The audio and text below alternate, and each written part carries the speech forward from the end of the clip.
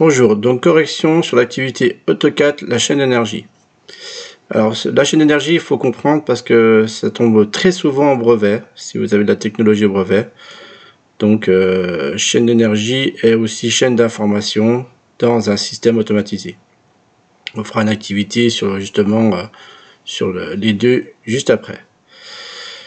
Donc ici on peut voir donc la chaîne d'énergie d'une lampe de poche. Donc il faut suivre un peu le courant.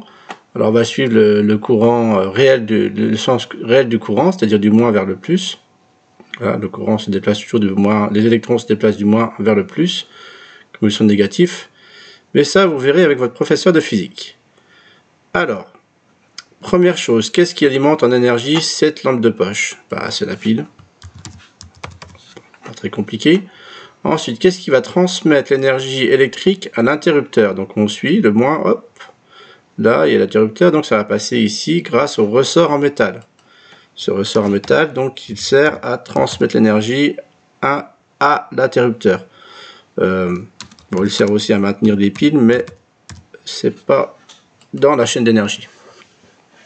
C'est une fonction technique, maintenir les piles. Ensuite, qu'est-ce qui va distribuer l'énergie? Donc ici, l'énergie arrive ici, l'interrupteur va distribuer l'énergie, c'est-à-dire il va faire passer ou pas l'énergie vers la suite de la chaîne.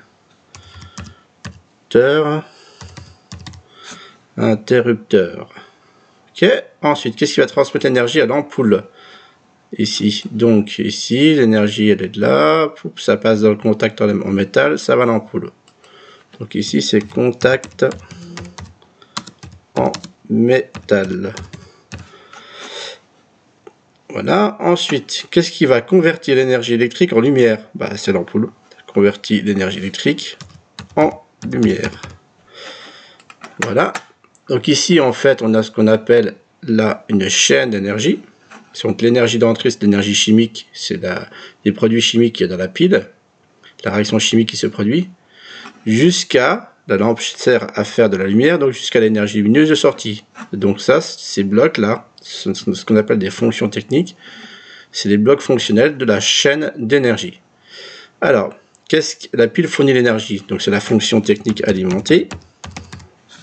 Le ressort permet le contact, donc c'est ce qui permet de transmettre l'énergie à la pile, à l'interrupteur.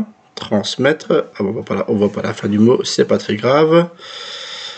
Ensuite, l'interrupteur permet d'allumer, donc il sert à distribuer l'énergie. On laisse passer ou pas l'énergie à la suite de la chaîne. Le contact en métal, donc lui, il permet de transmettre l'énergie à l'ampoule. Voilà. Et enfin, l'ampoule sert à convertir l'énergie électrique en énergie lumineuse.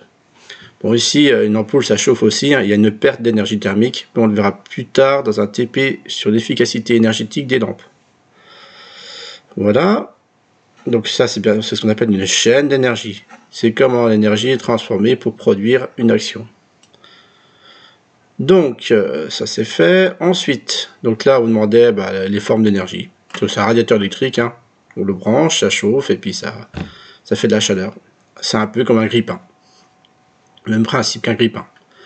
Alors, la grille d'évacuation d'air chaud, ici, en fait, elle transmet l'énergie thermique, la chaleur, par convection. C'est-à-dire que l'énergie va, la chaleur, l'air froid rentre en bas, ça va monter dans la boîte, là, et ça va ressortir. Donc la grille, en fait, elle transmet l'énergie thermique. Ensuite, le thermostat, ici, l'interrupteur, donc ils vont distribuer l'énergie électrique. Laisser passer ou pas, plus ou moins de puissance électrique. J'ai oublié un mot, électrique. Électrique. Je vais y arriver. Alors ensuite, ici, donc là, la prise, là, c'est l'alimentation en énergie électrique. Et enfin, la résistance électrique, là, comme dans le grille-pain, en fait, elle convertit l'énergie électrique en énergie thermique. Voilà pour l'activité AutoCAD. Au revoir.